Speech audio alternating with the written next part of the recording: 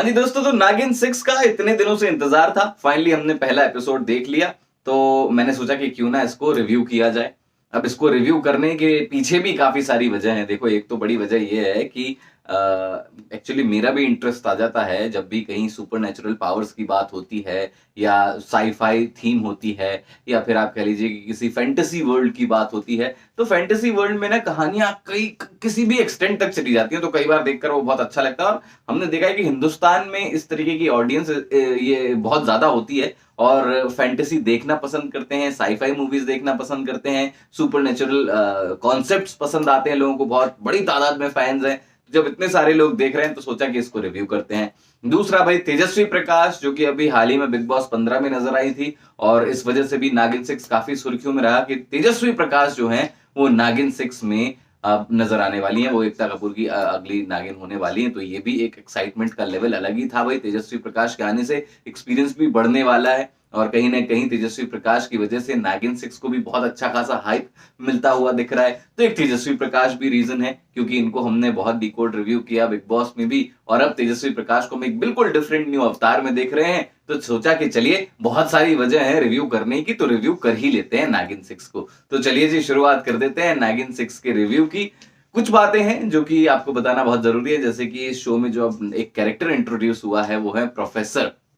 जी हाँ, ये जो प्रोफेसर है मनीष जौरा ये किरदार निभा रहे हैं। और ये जो प्रोफेसर का किरदार है, ये देख के आपको शुरुआत में ही समझ में आएगा, जिस तरीके से ये किरदार ओपन हो रहा है और जिस तरीके से ये कहानी की शुरुआत कर रहा है, कि ये किरदार रहने वाला है, मतलब प्रोमिनेंट कैरेक्टर रहने वाला है, रहेगा, आता जाता रहेगा, क्योंकि इस किरदार की बहुत जरूरत पड़ने वाली है। क्योंकि शुरुआत में वो जो कह दिया है कि भाई जो 20 असुरों को मारना है, शेष नागिन को, और क्लू जो है वो प्रोफेसर ही आकर दिया करेंगे, या पता कराया करेंगे कि भाई कैसे उनको पहचानना है। तो लंबा रहने वाला है ये कैरेक्टर जो है, ठीक है। यहां पर एक चीज गौर करने वाली है इस एपिसोड में, कि एक साथ बहुत सारी चीजें हुई है, मतलब बहुत सारे जो पेजेस हैं वो अनवील हो गए हैं एक ही एपिसोड के अंदर। कहानी बहुत आगे बढ़ गई है, बहुत सारे पत्थर जो है वो पलट दिए गए हैं, स्टोन्स टर्न्ड हो गए हैं ना। आप समझ रहे हो मैं क्या कहना चाह रहा हूं, कि आपको यहां इस कहानी में ही इतना कुछ खोल के रख दिया गया है पहले एपिसोड में ही। और ये अच्छी बात इसलिए है कि हर एक चीज रजिस्टर हो रही है, मतलब किसी भी मौके पे आपको ऐसा नहीं लग रहा है कि अरे यार इतनी जल्दबाजी में निकाल दिया, मैं तो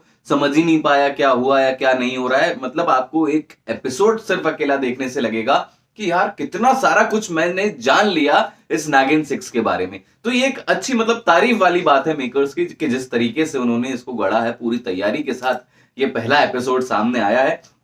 और एक और बात का सबूत है ये कि मेकर्स के पास कंटेंट भरपूर है। क्योंकि जनरली हम क्या देखते हैं शोज में कि भाई कंटेंट की कमी होती है, फिर उसको लंबा खींचा जाता है एक एक एपिसोड को। तो यहां वो नहीं देखने को मिला। एपिसोड के अंदर आपको बहुत सारी चीजें देखने को मिली हैं, ठीक है। तो यहां पर कहीं ना कहीं ये इंडिकेट करता है कि अच्छा खासा कंटेंट तैयार करके रखा हुआ है। मेकर्स को डर नहीं है कि भाई हमारा कंटेंट बर्न आउट हो जाएगा। ये एक चीज अच्छी देखने को मिली। सबसे बड़ा शॉकर जो यहां पर देखने को मिला है वो ये कि शेष नागिन निकल के आती है महक चहल। अब आप सोचो कि लोग उम्मीद लगाए बैठे हुए थे कि तेजस्वी प्रकाश जो है वो शेष नागिन होंगी, लेकिन वो निकली महक चहल। आपको बता दूं कि महक चहल ने इंटरव्यूज में भी कहीं पर कुछ नहीं बताया था कि वो कौन सा किरदार निभा रही है, क्या उनका किरदार होगा, जबकि तेजस्वी बोलती आती थी कि वो शेषनाग होंगी, शेषनाग होंगी। तो यहां पर लोगों को शुरुआत से ही उम्मीदें थी कि ये जो शेषनागिन की बात हो रही है ये तेजस्वी प्रकाश होंगी, लेकिन यहां एक बड़ा शॉकर दिया यहां पर, और महक चहल वहां पे शेषनागिन निकल के आती हैं। तेजस्वी की बात कर लेते हैं भाई। एक्टिंग तो कमाल करती ही है तेजस्वी प्रकाश, इसका तो कोई डाउट है नहीं। मतलब ये तो हम सभी जानते ही हैं कि तेजस्वी प्रकाश अच्छी एक्टिंग कर लेती हैं, और तेजस्वी के आने से नागिन 6 काफी चर्चाओं में ही भी रहा है। वेटेज बहुत बढ़ गया है नागिन 6 इस शो का, ये तो आपको मानना पड़ेगा। और यहाँ पर जो ये कैरेक्टर निभा रही हैं, जान डाल दी है, प्रथा नाम का कैरेक्टर। पहले ही एपिसोड में इतना कैरेक्टर भी आपको रजिस्टर हो जाता है। एक डबिंग आर्टिस्ट का ये किरदार निभा रही है, जो कि काम के सिलसिले में थोड़ा स्ट्रगल कर रही हैं, जूझ रही हैं, थोड़ा परेशान रहती हैं, है ना। तो ये हमने देखा। अब हालांकि देखना इंटरेस्टिंग होगा कि आगे तेजस्वी प्रकाश यानी कि जो प्रथा का किरदार है, ये शेष नागिन कैसे बनती है। मतलब आप ये देखिए, जो क्लिफ हैंगर है ये बड़ा टीज है। ये मेकर्स की मैं तारीफ करना चाहूंगा कुछ चीजों में, कि एक बहुत बड़ा इंटरेस्टिंग सवाल यहाँ पे शुरुआत में ही छोड़ दिया, और ये ग्रिप कर लेता है ऑडियंस को कि आखिर अब ये जो प्रथा है लड़की तेजस्वी प्रकाश है, ये कैसे बनेगी शेष नागिन। क्योंकि शेष नागिन अभी तो महक चहल दिखाई दे रही हैं। तो ये एक पहला सवाल इतना बड़ा सवाल जो कि इस पूरी सीरीज का बेस कहलाएगा, इस अभी तक जितना भी आप ये शो देखने वाले हैं,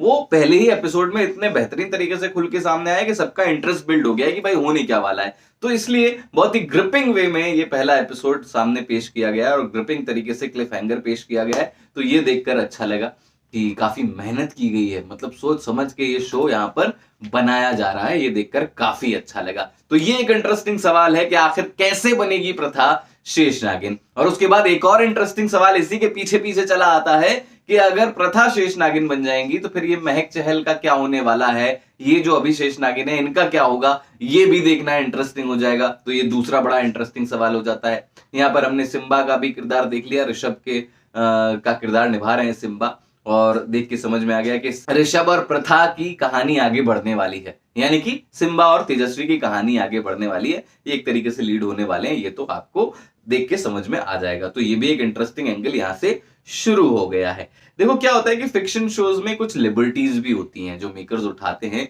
कि आपको ज्यादा लॉजिक नहीं देना पड़ता चीजों के लिए, क्योंकि हाँ भाई है, शक्तियां तो है पावर तो है। तो ये फायदा तो भाई देखिए हर शो में उठाया ही जाता है, जितने भी फिक्शनल शोज होते हैं या यूं कह लीजिए कि फैंटेसी शोज होते हैं, कि इसमें इतना फ्री हैंड होता है। और जो ऑडियंस भी होती है वो भी ज्यादा एक्सपेक्ट नहीं करती है उसमें लॉजिक, क्योंकि वो देख ही इसीलिए रही है ना कि उसमें कुछ अलग ही हो रहा है, सुपर हो रहा है, इसीलिए उसको सुपर कहते हैं। तो वो चीज तो आपको इसमें भी देखने को मिलने वाली है। ठीक है, अब यहां पर आज हमने एपिसोड में फिर लास्ट में भी एक बढ़िया टीजर देख लिया। टीजर इसलिए कह रहा हूं क्योंकि आपको छेड़ के चला जाता है भाई ये चीज, कि आपको हुक कर जाता है कि यार आगे क्या होगा। जहां पर हम देख रहे हैं कि ऋषभ का जो है वो हाथ छूट जाता है प्रथा से और वो खाई में गिर रहा है, लेकिन हम प्रोमो में देख रहे हैं कि वो बाकायदा बढ़िया दिखाई दे रहा है और कोई ऐसी दिक्कत नहीं लग रही है, सुरक्षित नजर आ रहा है, यानी कि बच गया है ऋषभ। अब आखिर ऋषभ को किसने बचाया, ये एपिसोड आखिर में आपके जहन में सवाल छोड़ जाता है। तो ये तो आपको आने वाले एपिसोड में ही पता चलेगा। मतलब तैयारी पूरी, आप देख रहे हो ना कि पूरे शो का जो